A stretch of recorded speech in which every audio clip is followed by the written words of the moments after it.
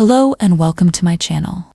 There are love stories that feel like fairy tales, and then there are love stories that feel like revelations. Helen Hoang's debut novel, The Kiss Quotient, is one of those rare romances that manages to be tender, deeply sensual, and quietly groundbreaking all at once. What makes it so powerful is not just the romance between its two leads, but the way it challenges the conventions of love stories themselves. It asks us to consider what intimacy really means, what it looks like to love fully, and how two people who seem so different can end up completing each other in ways neither imagined. The story begins with Stella Lane, a 30-year-old econometrician who lives her life with precision. For Stella, numbers make sense in ways people often don't. She is brilliant at her job, successful, wealthy, and highly respected in her field. But when it comes to love and relationships, she feels out of step. Stella is on the autism spectrum, and social interactions, especially romantic ones, can feel overwhelming. Dating, kissing, sex, all of these things seem like unsolvable equations, complicated and confusing. She wants a partner, she wants intimacy, but her previous experiences have been clumsy, awkward, and disappointing. So Stella decides on a radical solution. She will treat romance the way she treats her work, logically, methodically, like an experiment to be studied. And for that, she hires an escort. Enter Michael Fan. To Stella, he seems impossibly perfect. He's handsome, patient, and effortlessly charming, a man who knows how to navigate the world of attraction with ease. But Michael is not just a fantasy figure. He has his own burdens. He became an escort out of necessity, driven by financial pressures and family responsibilities. Beneath his polished surface, he carries a deep sense of shame and a fear of being defined by his past. When Stella approaches him with her unusual request to teach her about intimacy so she can become better at relationships, Michael is intrigued. What begins as a transactional arrangement quickly unfolds into something neither expected. Their first encounters are tentative. Stella, with her awkward honesty, approaches intimacy like a checklist, asking questions and setting rules. Michael, though amused and a little bewildered, finds himself drawn to her sincerity. Unlike his clients who play games, Stella is refreshingly straightforward. She admits her struggles openly, admits what she doesn't know, and asks for guidance without pretense. What surprises Michael most is not her inexperience, but her bravery. Stella is willing to face her fears head-on, to learn and to trust him with her vulnerability. That kind of courage, he realizes, is rare. For Stella, the lessons begin to shift from mechanics to emotions. Michael doesn't just show her how to kiss or touch. He teaches her how intimacy is about trust, about slowing down, about connection. Stella starts to notice things she's never considered before, the comfort of his presence. What began as a clinical arrangement starts to feel less like practice and more like discovery of pleasure, of desire, and of her own capacity for love. As their arrangement extends, Stella and Michael begin to navigate a new rhythm together.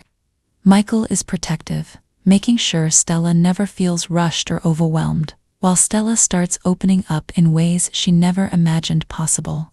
She invites him into her world cautiously, testing the waters of what it might mean to let someone in beyond the surface. Their growing comfort is palpable. What was once awkward and stilted becomes natural, easy, even joyful. Stella begins to crave not just the lessons, but Michael's presence, his voice, his patience, his kindness. And Michael, who has long kept himself emotionally detached from his work, finds himself caring for Stella in a way he never thought he could. Family soon becomes the next frontier of their relationship. Michael, deeply tied to his family, slowly allows Stella into that intimate circle. His mother, his cousins, his bustling household.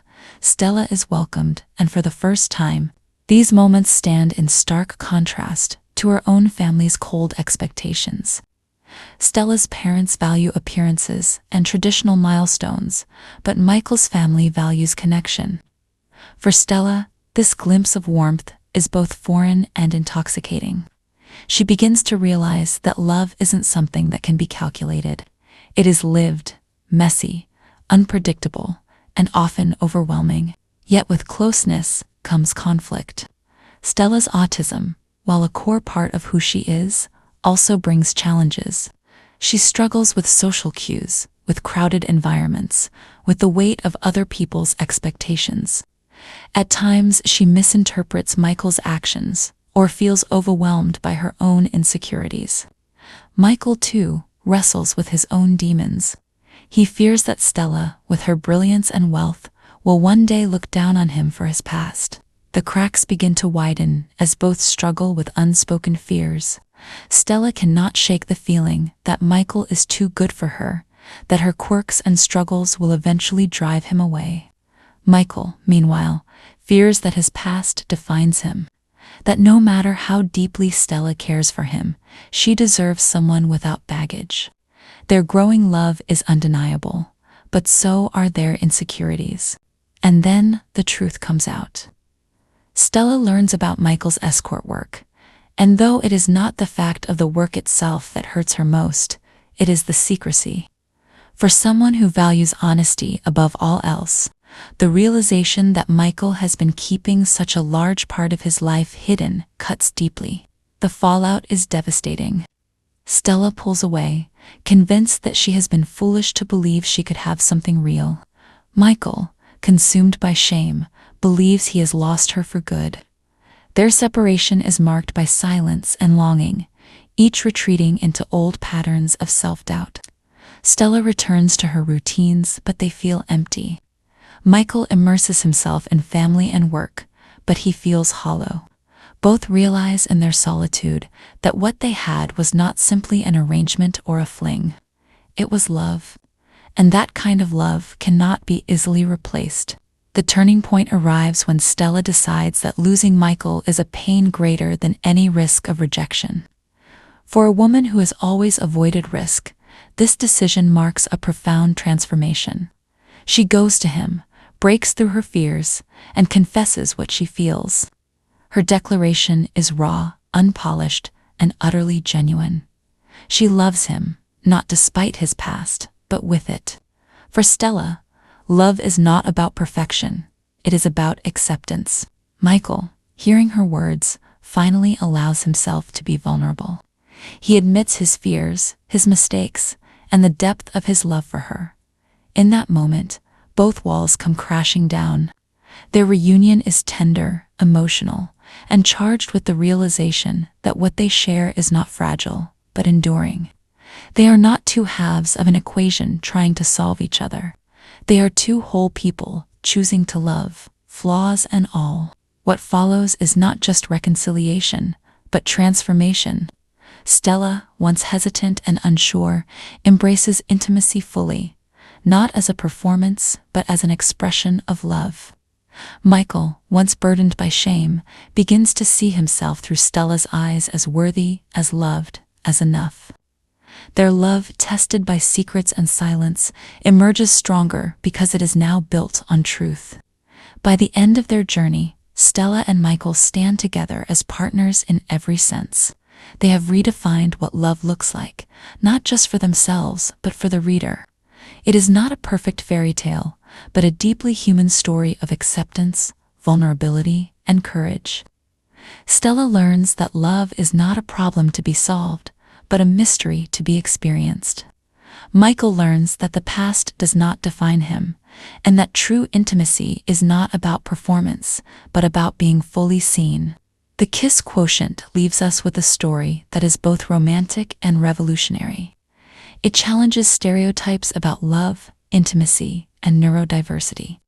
It shows that autism is not a barrier to romance, but part of the richness of a person's experience. It shows that someone with scars, with a complicated past, can be worthy of deep, transformative love.